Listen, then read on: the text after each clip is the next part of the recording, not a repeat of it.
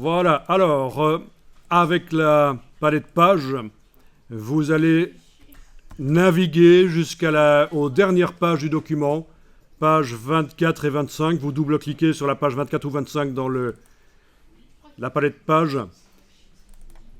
Et normalement, ça vous affiche, donc derrière, ça vous affiche les pages 24 et 25.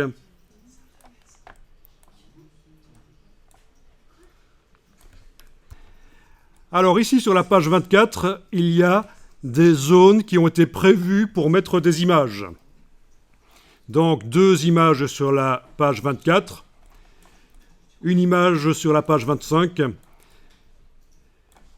Les zones, le fait qu'elles soient roses, ça fait partie du document, c'est pas une fonctionnalité de InDesign, c'est que dès le départ, dans les gabarits, dans les modèles de page, on a décidé que les blocs qui vont servir à faire la structure du document, ils seraient de couleur rose. Le fait qu'il y ait 2 images sur la page de gauche, c'est un choix aussi de départ. Alors, les gabarits, les modèles de page, vous les voyez quand vous allez dans le menu Fenêtre, Page, elle était déjà là. Quand vous êtes dans la palette page.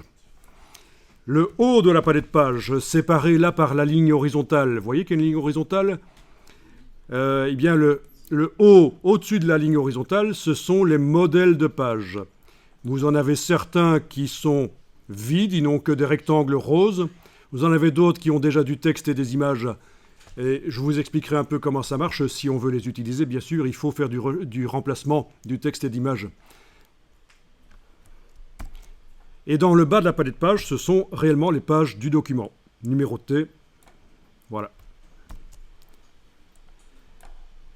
Ok, ce qu'on va faire ici, c'est déjà peut-être aller chercher sur le web des images en rapport avec, vaguement avec le sujet qui est là, parce que c'est juste un exercice. Et on va aller les placer dans le document.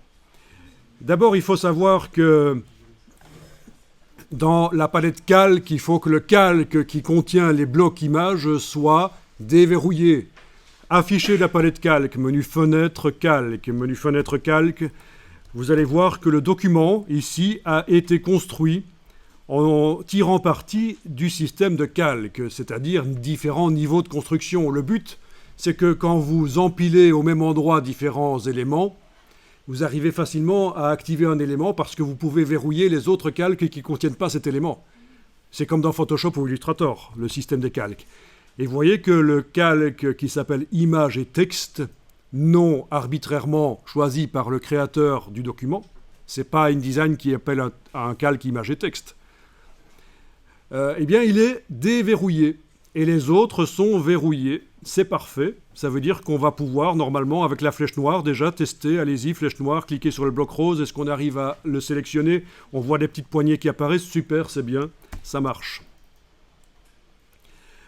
Bon, ça, c'est une première chose. On va maintenant aller chercher des images sur le web. On va aller chercher des images que vous avez le droit d'utiliser, même pour faire des documents qui vous rapportent de l'argent. Comment ça s'appelle, ces images? Libre de droit, on va même préciser encore plus, du domaine public. Parce que là, on est certain que si c'est étiqueté image du domaine public, une fois pour toutes, on est certain qu'il n'y a rien à payer sur ces images.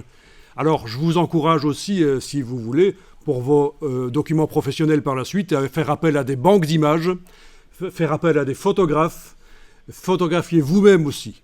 Donc, je ne vous dis pas qu'il faut systématiquement, pour tous vos travaux, utiliser des images du domaine public. Je vous dis juste qu'il existe sur le web des images que vous avez le droit d'utiliser sans aucun problème, même pour des documents qui vont vous rapporter l'argent, des affiches, des brochures.